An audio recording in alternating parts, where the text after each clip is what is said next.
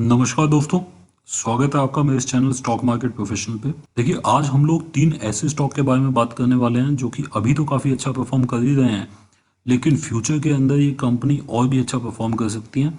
अलग अलग सेक्टर से ये कंपनी है और तीनों की तीनों मिड कैप कंपनी आज की डेट में काफ़ी प्रॉमिसिंग लग रही हैं।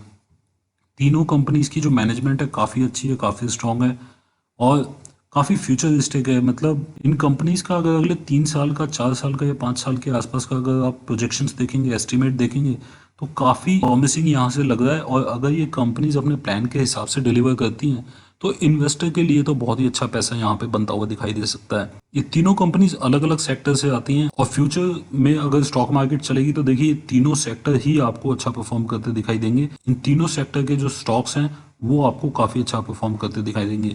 इन तीनों स्टॉक्स के बारे में थोड़ा डिटेल में बात करेंगे।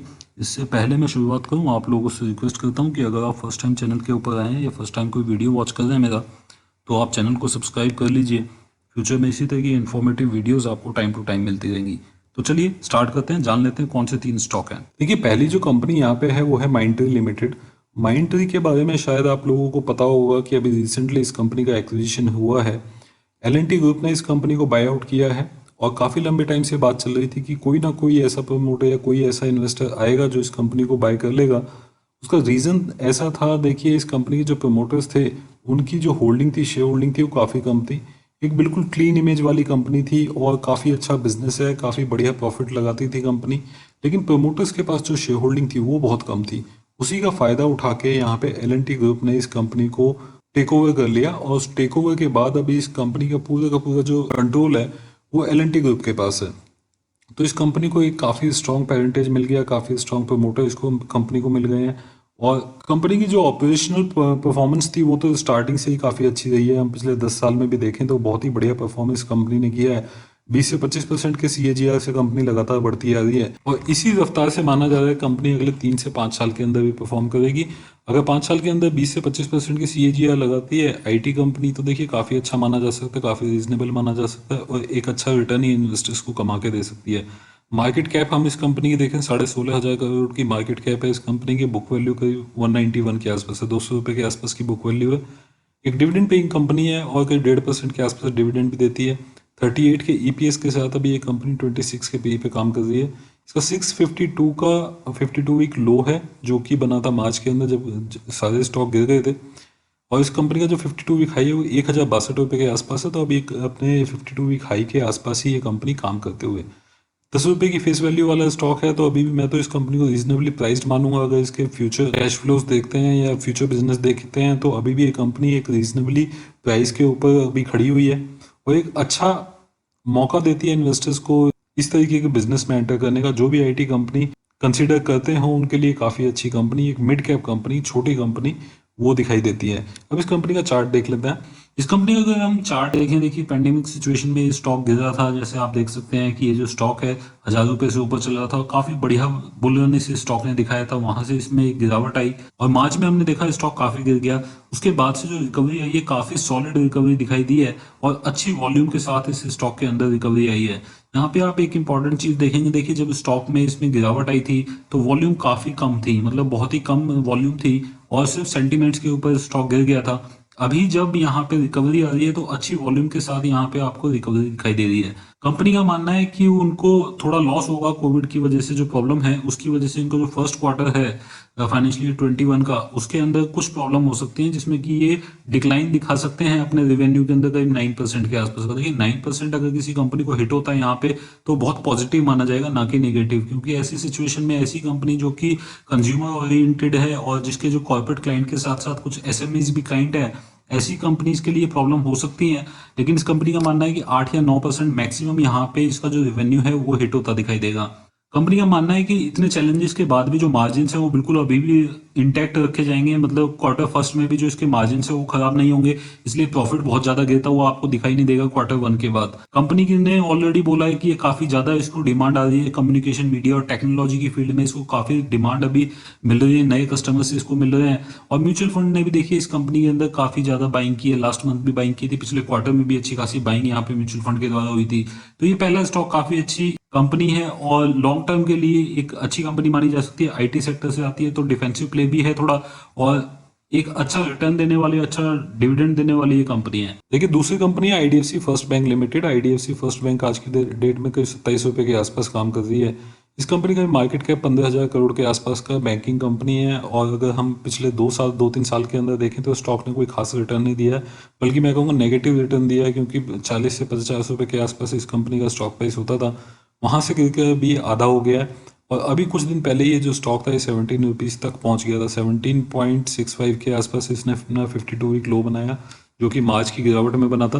इस कंपनी का 52 वीक हाई देखेंगे तो कोई 48 के आसपास है, लेकिन 35 से और 45 के आसपास की रेंज थी जिसमें ये कंपनी ने करीब 1.5 साल बिताया है लास्ट। तो वहाँ से एक ब्रेकडाउन आया है, स्टॉक काफ़ी गिर चुका है, और ऐसे में ये एक वैल्यूएशन वाइज काफ़ी स्ट्रॉन्ग कैंडिडेट बनता है, क्योंकि इस कंपनी की जो मैनेजमेंट है, इस कंपनी की जो एमडी है, उनका बहुत ही क्लियर विजन है इस कंपनी को लेके, और जहाँ पे वो इस कंपनी को लेके जाना चाहते हैं या फिर जो बिजनेस मॉडल वो अडॉप्ट करना चाहते हैं वो काफ़ी स्ट्रॉन्ग और काफ़ी अच्छा माना जा सकता है। एक लॉन्ग टाइम सस्टेनेबल कंपनी वो बनाना चाहते हैं, और इसी वजह से ये एक छोटी बैंक आपको काफ़ी कम प्राइस पे, काफ़ी कम वैल्यूएशन पे आज की डेट में मिलती हुई दिखाई दे रही है। कंपनी ने पिछले 2-3 क्वार्टर में लॉस किया है, तो इसलिए आपको पी वैल्यू या ईपीएस यहाँ पे नजर नहीं आ रहा है। 10 रुपये की फेस वैल्यू है इस कंपनी की, और इस कंपनी को पिक करने का सिर्फ एक रीज़न है। वो रीज़न ये है कि इस कंपनी की जो मैनेजमेंट है काफ़ी स्ट्रांग है, और इस कंपनी को काफ़ी बैक कर रही है। अभी तक उन्होंने जो भी कुछ बोला है उसको डिलीवर किया है और वो करके दिखाया है, और फ्यूचर में उनकी बात माने तो ये कंपनी काफ़ी तेज़ी से बढ़ेगी। जितनी रफ्तार से ये कंपनी आज की डेट में बढ़ रही है और कोई बैंकिंग कंपनी उस रफ्तार से नहीं बढ़ रही है, तो ये आपको अगले 4 से 5 साल के अंदर काफ़ी अच्छा रिटर्न ये स्टॉक भी कमा के दे सकता है। इस कंपनी का चार्ट देख लेते हैं। इस कंपनी का चार्ट देखेंगे तो देखिए 17 रुपीज़ पे ये स्टॉक चला गया, और उसके बाद से जैसे बैंकिंग स्टॉक में थोड़ी थोड़ी रिकवरी आई है, इसी तरीके से इस स्टॉक के अंदर भी इंपॉर्टेंट चीज़ है कि जो रिकवरी आ रही है काफ़ी तेज वॉल्यूम के साथ आ रही है, बड़ी वॉल्यूम के साथ आ रही है, और स्टॉक काफ़ी पॉजिटिव जोन में है। मतलब 17 से अगर हम देखें तो करीब 28 के आसपास ये स्टॉक गया, तो मतलब करीब 50% के आसपास रिटर्न इस स्टॉक ने ऑलरेडी दी है इन्वेस्टर्स को, और अभी 26 के आसपास काम करता हुआ। अभी रिसेंटली इस कंपनी ने 2,000 करोड़ रुपए जुटाए हैं, जो कि इसने प्रेफरेंशियल शेयर अलॉट करके जुटाए हैं, जो जिसका प्राइस रखा गया था करीब 23 रुपीज़ के आसपास। इससे कंपनी को लिक्विडिटी बनेगी, और लिक्विडिटी से इस कंपनी को जो ये टफ टाइम है, इसकी जो सिचुएशन अभी थोड़ी प्रॉब्लम वाली है, ऐसे में अपने आप को मेंटेन करने में, मैनेज करने में थोड़ा फायदा होगा। इस कंपनी का जो रिटेल एसेट एंड लाइबिलिटीज का जो पोर्टफोलियो है, जैसे इन्होंने बोला था बिल्कुल वैसे ही चल रहा है। काफ़ी ये रिटेल की तरफ जा चुके हैं, कॉर्पोरेट की तरफ बहुत ही कम रह गए हैं। कॉर्पोरेट में जो इनकी लोन बुक है बहुत छोटी रह गई है अब। अगर हम असेट क्वालिटी देखें इस कंपनी की, देखिए असेट क्वालिटी यहाँ पे इंप्रूव होती दिखाई दी थी। लास्ट क्वार्टर में 2.6% आई थी। अगर आप लास्ट ईयर देखेंगे सेम क्वार्टर में तो 2.83% थी। 0.94% इस कंपनी का नेट एनपी आया था, जो कि 1.23% से काफ़ी कम था। लेकिन इसको आप सस्टेनेबल मत मानिए, क्योंकि ये जो क्वार्टर होगा, जून वाला क्वार्टर, वहाँ पे इस कंपनी को थोड़ा सा प्रॉब्लम देखने के लिए मिलेगी। साथ ही एक साल के लिए जैसे बैंकिंग कंपनीज नेगेटिव है, ये कंपनी भी नेगेटिव हो सकती है। अच्छी चीज इस स्टॉक में है वैल्यूएशन। वैल्यूएशन आज की डेट में काफी अट्रैक्टिव है इस स्टॉक की, और इसीलिए एक ये अच्छा स्टॉक बनता है इन्वेस्टमेंट के लिए। देखिए जो तीसरी कंपनी है वो है पीआई इंडस्ट्रीज। पीआई इंडस्ट्रीज को अगर आप देखेंगे 1758 रुपये के आसपास ये स्टॉक आज की डेट में चल रहा है। इस कंपनी की मार्केट कैप करीब 24,000 करोड़ के आसपास की है, बुक वैल्यू करीब 187 की है। डिविडेंड पेइंग कंपनी है, लेकिन डिविडेंड यील्ड बहुत ज़्यादा नहीं है। 32 के ईपीएस के साथ ये कंपनी भी 54 के पी पे काम कर रही है। अगर इसी सेक्टर का, मतलब अगर केमिकल सेक्टर का वैल्यूएशन देखें तो अभी भी ये कंपनी बहुत ज़्यादा वैल्यूएशन पे नहीं है। अगर इस कंपनी का फाइनेंशियल ईयर 22 का एस्टीमेट देखें तो उसके हिसाब से अभी भी रीजनेबली प्राइस्ड ये कंपनी है। इसका 52 वीक लो बना था करीब 970 के आसपास, अभी ये 52 वीक हाई के आसपास ये कंपनी काम कर रही है। ऐसी सिचुएशन में भी ये कंपनी देखिए बहुत ज़्यादा गिरी नहीं है, और लगातार अच्छा परफॉर्म करते हुए।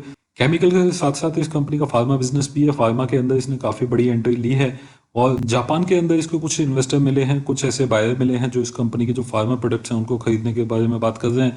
ऑलरेडी कंपनी ने डिस्क्लोज किया है कि फ्यूचर में ये कुछ एक्विजिशन भी कर सकते हैं, कुछ नई कंपनियां खरीद सकते हैं, जो कि सिर्फ फार्मा बिजनेस के लिए होगा। तो फार्मा बिजनेस के ऊपर काफ़ी फोकस है इस कंपनी का, वो एक पॉजिटिव चीज़ है इस पर्टिकुलर सिचुएशन को देखते हुए। इस कंपनी का ऑलरेडी जो प्रॉफिट मार्जिन है काफ़ी हाई रहता है, और फार्मा बिजनेस के अंदर भी आप सब लोगों को पता होगा प्रॉफिट मार्जिन काफ़ी हाई रहते हैं। तो काफ़ी ठीक जगह ये कंपनी जा रही है। अच्छी सस्टेनेबल ग्रोथ दिखाई है कंपनी ने, और इसके अगर एस्टीमेट देखें अगले 3 साल के एस्टीमेट 20% से ऊपर की ग्रोथ के हैं।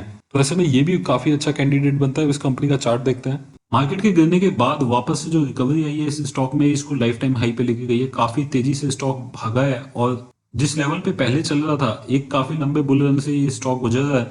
जिस लेवल पे पहले चल रहा था उस लेवल को भी क्रॉस करके नए हाईस इस कंपनी ने बनाए हैं।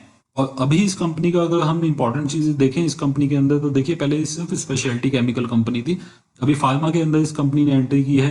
और इसको काफी अच्छे क्लाइंट्स भी मिल गए हैं जापान में कुछ कंपनीज के साथ इस कंपनी का टाई अप हुआ है, वहां से इसको काफी अच्छे क्लाइंट्स मिलते हुए दिखाई दिए हैं। इसने एक एडवांस इंटरमीडिएट डेवलप किया है जो कि कोविड की जो ड्रग्स है उसको बनाने के लिए काम आता है, उसकी वजह से भी ये कंपनी काफी चर्चा में रही है।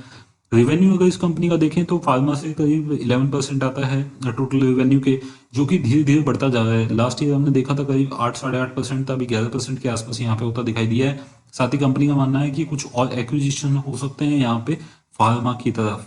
अब ऐसी सिचुएशन में भी इस कंपनी का करीब 20% से ज्यादा का फाइनेंशियल ईयर 21 के लिए प्रोजेक्शन है, जो कि आपका रेवेन्यू के अंदर है। और इसी तरीके से आपको प्रॉफिट भी अच्छा आता दिखाई दे सकता है इस फाइनेंशियल ईयर के लिए। तो ऐसी सिचुएशन में भी कंपनी अच्छा परफॉर्म करती हुई। अगर आपको ये इन्फॉर्मेशन, ये वीडियो अच्छा लगा हो तो आप इस वीडियो को लाइक जरूर करके जाइएगा, आप इसको शेयर कर सकते हैं। अगर आपको मेरी वीडियोस पसंद हो तो मेरे चैनल को सब्सक्राइब कर लीजिए। फ्यूचर में जो भी वीडियो मैं अपलोड करूंगा उसका नोटिफिकेशन आप लोगों को मिल जाएगा, वो वीडियो आप लोग देख पाएंगे। अभी के लिए इतना ही। Thank you very much, take care, bye bye.